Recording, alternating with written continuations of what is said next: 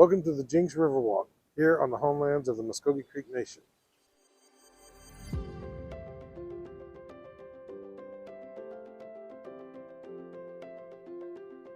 Well, I've always been kind of a creative person, always had kind of a big imagination. Kind of wanted to take that imagination and put it on paper, basically, or canvas.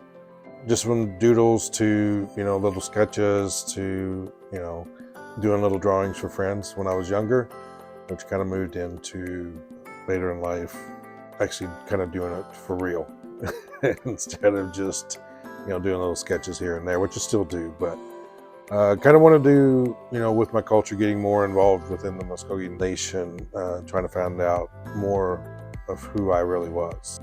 So that's why I decided to kind of work off images, from the past that people see all the time, to brighten them up and give a different feeling to that picture when people looked at it.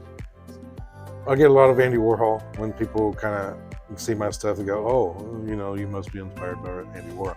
And I am. I think the work that he did was very unique, and, again, he did a lot of portrait type images, famous images, nowadays, but it evokes a different feeling and meaning when you look at it versus if you look at the original, like the famous Marilyn Monroe. If that was just a black and white, you'd be like, okay, but with the way that he took the color palette and manipulated it within that image, it conveys a completely different look and feel. So I liked it, but I also like very bright colors, vivid colors. And so I was like, okay, how can I implement this within, my work? Now, today, you see a lot more of it. A lot of the younger generations definitely bringing that color palette in, and a lot of different art forms, which is another great thing too, instead of, the traditional Southwest style, the spirit animals and, the night sky scenes and stuff like that. That's not, yes, it's still done, but it's done in a different manner today. Today we're doing, pop art, we're doing abstract art, we're doing contemporary, we're doing, all the formats of art that weren't there, 20 years ago. And so it's nice to see the expansion that the younger generation is also bringing in with the native art community. I had to come up with 4 different designs to kind of implement our culture and history.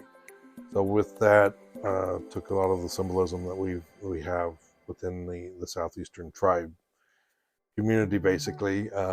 We all have similar designs and everything that we use, so I tried to kind of implement more of what the Mvskoke Nation used and implement that, so we have a sun symbol, we have a water symbol, we have a wind symbol, so try to take those symbolisms and create more of a contemporary look and feel, tie that culture in, but yet maybe in a more modern sense. So like the first one I did was a sun scene, with tulip flowers that we have that are, kind of native to here, and we see in a lot of our jewelry designs. And then the second one that I did is the actual ceremony tree.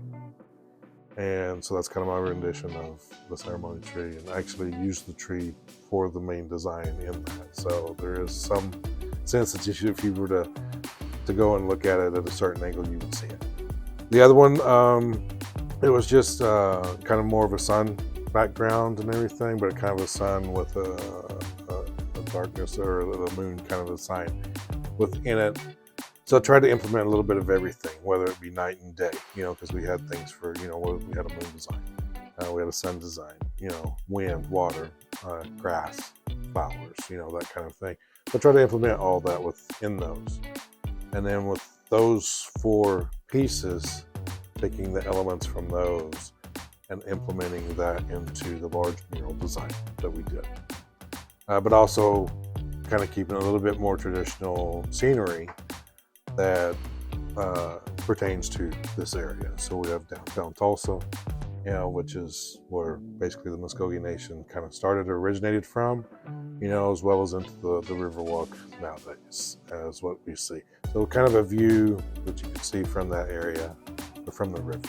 So, people that come in, they can see the signs and the symbols that they normally see on billboards, or other places, so they can kind of connect the two.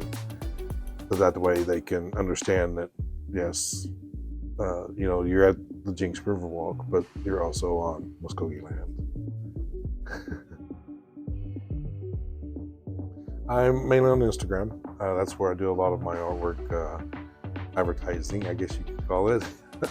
But I am at Sock Monkey 2011 on Instagram, and I have a link on there to my webpage. I would say support living artists. That's the main thing. Everybody loves, art from. We all love the art from the past. We're all artists, and we all struggle. And I think that's probably the main thing is support living artists.